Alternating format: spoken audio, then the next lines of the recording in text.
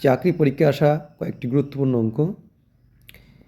একটি সমকোণী চৌপলের কৌণিক বিন্দুর সংখ্যা এ, প্রান্তরেখার সংখ্যা বি এবং তলের সংখ্যা সি হলে 2a - b + 3c কত? কৌণিক বিন্দুর সংখ্যা এ, তাহলে এ ইকুয়াল টু এখানে 8, মানে কৌণিক বিন্দুর সংখ্যা 8, আর প্রান্তরেখার সংখ্যা বি ইকুয়াল টু 12 এবং তলের সংখ্যা সি, অর্থাৎ সি ইকুয়াল টু 6। তাহলে যদি বসাও পাবে 2a - b + 3c সমান 2 × a 8 minus b 12 plus 3c 6, এটা ইকুয়াল টু 16 - 12 প্লাস 18, এটা ইকুয়াল 16 থেকে 12 বাদ দিলে কত হবে? 4 প্লাস 18 ইকুয়াল টু 22। তাহলে উত্তরটা হবে ডি, উত্তরটা হবে 22। পরের অঙ্কটা দেখো। একটি ত্রিভুজের 3টি বাহুর দৈর্ঘ্য যথাক্রমে 4 সেমি, 5 সেমি এবং 7 সেমি হলে তাহলে ত্রিভুজটি কী হবে? ছোট বাহুর দৈর্ঘ্য 4 সেমি এবং 5 সেমি, তাহলে 4 স্কোয়ার 5 স্কোয়ার তো যোগ করো, 4 4 16, 5 5 25, তাহলে পাবে 5 হচ্ছে 11, 2 1 3 41। এবার 7 সেমি মানে 7 স্কোয়ার করো 49। এখানে দেখো 41 এবং 49, 41 < 49, তাহলে ত্রিভুজটি হবে স্থূলকোণী ত্রিভুজ। ত্রিভুজটা হবে স্থূলকোণী ত্রিভুজ। পরেরটা দেখো। একটি জাহাজ কোনো স্থান থেকে উত্তর দিকে 10 কিমি যাওয়ার পর পশ্চিম দিকে 10 কিমি গেল, স্থানটি থেকে জাহাজটি সরাসরি দূরত্ব কত?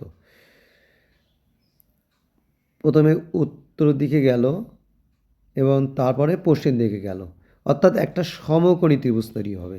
মানে এটা 10 কিমি আর এটা 10 কিমি, তাহলে এটা হয়ে যাবে 10 square plus 10 square equal 100 plus 100 equal √200, তার মানে 10√2, অর্থাৎ 10√2 কিলোমিটার। উত্তরটা হবে বিয়ের দাগ, উত্তরটা হবে বিয়ের দাগ।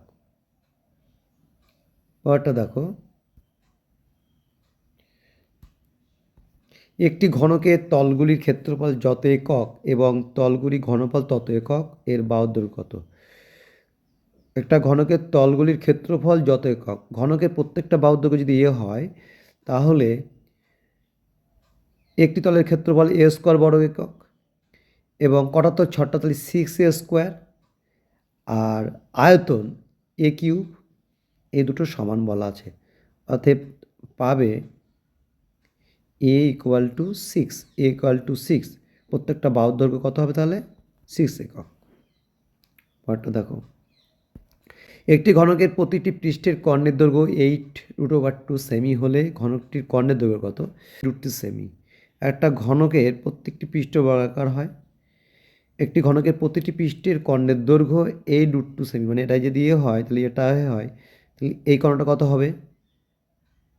√2a, তাহলে √2a ইকুয়াল টু 8√2, অর্থাৎ কর্ণের দৈর্ঘ্য হবে √2a, আর প্রশ্নে বলা আছে 8√2 প্রতিটি পৃষ্ঠের কর্ণের দৈর্ঘ্য, তাহলে এ সমান পাবে 8। এখন বলা আছে ঘনকটির কর্ণের দৈর্ঘ্য। এখন ঘনকটির কর্ণের দৈর্ঘ্য হলো √3a, তাহলে পাবে √3 গুণ a মানে 8, অর্থাৎ 8√3 সেমি, 8√3 সেমি, উত্তরটা হবে এর দাগ সেমি, উত্তরটা হবে এর দাগ। আজকে এই পর্যন্ত। পরের দিনে অঙ্কের অন্য গুরুত্বপূর্ণ ভিডিওগুলো পাবে। ভিডিওগুলো দেখার জন্য অসংখ্য ধন্যবাদ।